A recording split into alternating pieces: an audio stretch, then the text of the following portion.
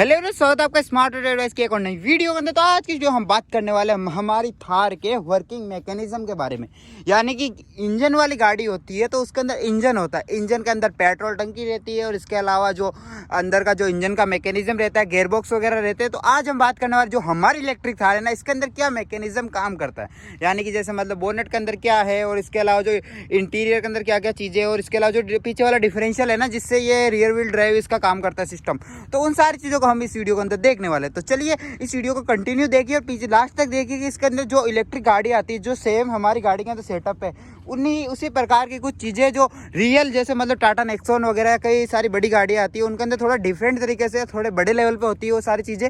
तो वही सेम चीज़ हमारे थार के अंदर भी है। तो इस वीडियो के अंदर वो चीज़ें हम आपको बताने वाले हैं। तो सबसे पहले हम शुरू करते हैं फ्रंट से। तो यानी फ्रंट के अंदर हमें सबसे पहले आते हैं बोनेट की साइड। तो बोनेट को खोलते हैं और इंटीरियर के अंदर देखते हैं कि बोनेट के अंदर क्या क्या चीज़ें हमें देखने को मिलने वाली है। तो जैसा कि हमने बोनेट खोल लिया, तो सबसे पहले हम अंदर आते ही सबसे पहले हमें देखने को मिलता है सेंटर लॉकिंग का सायरन।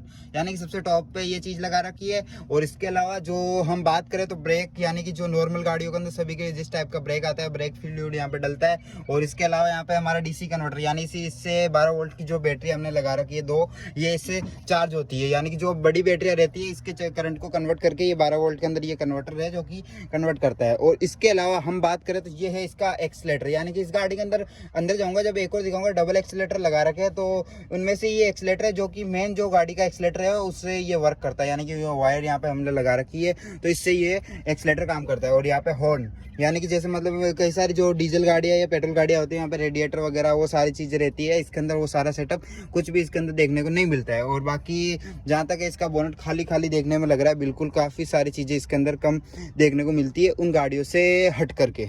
और अब बात करते हैं हम गाड़ी के इंटीरियर के अंदर की क्या क्या चीज़ें जो हमने, यानी कि जैसे बोनेट खाली है तो कई सारी चीज़ें इंटीरियर के अंदर शिफ्ट हुई है और कई सारी चीज़ें जो कि पीछे शिफ्ट हुई है। तो उन चीज़ों के हम बारे में हम बात करते हैं। तो सबसे पहले हम चलते हैं इंटीरियर के अंदर और बात करते हैं इंटीरियर के अंदर हमने क्या क्या चीज़ें इसके अंदर लगाई है। तो सबसे पहले जैसे ही हम इंटीरियर के अंदर आते हैं तो कीलेस एंट्री है, रिमोट से गाड़ी को ऑन कर लो। फिर जैसे मतलब ये हमने यहाँ पे स्विचेस लगा रखे, इनसे ही ये गाड़ी ऑन होती है। और उसी के साथ साथ हम बात करें इसके वर्किंग सिस्टम के बारे में, जैसे कि ये बता रहा था कि मतलब ये वाला जो नीचे एक्सीलेटर लग रखा है, जो मेन एक्सीलेटर लग रखा है, ये आगे वाला एक्सीलेटर है जो कि मैंने आगे दिखाया था वायर के साथ था। और जो ये वाला एक्सीलेटर लग रखा है, ये यानी कि दो एक्सीलेटर लगा रखे हैं। कभी इसमें मिस्टेक आवे या कभी इसमें आवे तो मतलब कोई से भी गाड़ी को यूज में लिया जा सकता है। और इसी के साथ ही ये हमारे नॉर्मल से हैंड ब्रेक है जो कि किसी भी गाड़ी में देखने को मिलता है उसी प्रकार का।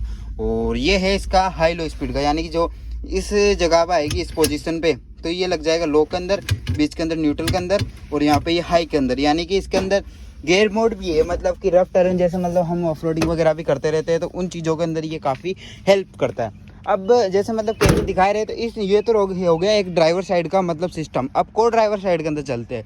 तो जैसा कि मतलब इसके अंदर जो बोनेट की सारी चीज़ें है ना, कई सारी चीज़ें यहाँ पे शिफ्ट हो रखी है। जैसा कि आप यहाँ पे देख सकते हो, ये हमारा कंट्रोलर है और इसके नीचे जो सारा वायरिंग वगैरह का मायाजाल रहता है वो यहीं पे लग रखा है। तो इसी से ही गाड़ी मेनली कंट्रोल होती है, जो कि मतलब कंट्रोलर का काम रहता है। मतलब एक्सीलेटर वगैरह की पावर हुई या मोटर से, जैसे मतलब बैटरी इससे कनेक्ट होती है, फिर ये मोटर को करंट देता है, जैसे एक्सीलेटर और सारी चीज़ें इससे कनेक्टेड है और पूरी गाड़ी को ये कंट्रोल करने का काम करता है। और सबसे लास्ट और फाइनल चीज़ जो कि इसके गाड़ी के अंदर पीछे लग रखी है, यानी कि ये डिफरेंशियल, जिसके अंदर की ये गेयर यहाँ पे लग रखा है, जो कि मैंने बताया था ये हाई लो का गेयर है। तो ये वायर उसकी कनेक्ट हो रही है यहाँ पे आकर के। और इसके अलावा ये मोटर है जो कि उस कंट्रोलर से जो ये तार निकल करके आ रहे थे, ये सेम तार वहीं से इस तक पावर पहुँचा रहे हैं। तो ये चीज़ें हो गई इनसे रिलेटेड, मतलब कि जो अपना वर्किंग मैकेनिज्म के बारे में हम बात कर रहे हैं। तो ये मोटर का सिस्टम हो गया। और बाकी आपको आगे जो बोनेट के अंदर जो सारी बैटरियाँ थी वो दिखा दी, कंट्रोलर था।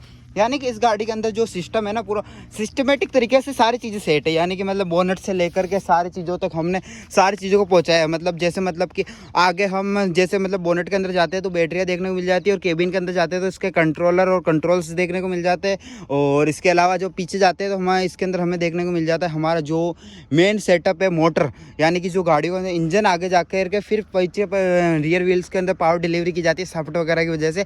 लेकिन इसके अंदर जो मोटर है ना, वही सीधे डिफरेंशियल पे सेटअप हुई है। तो ये हमें इसके अंदर डिफरेंट देखने को मिलता है उन गाड़ियों से।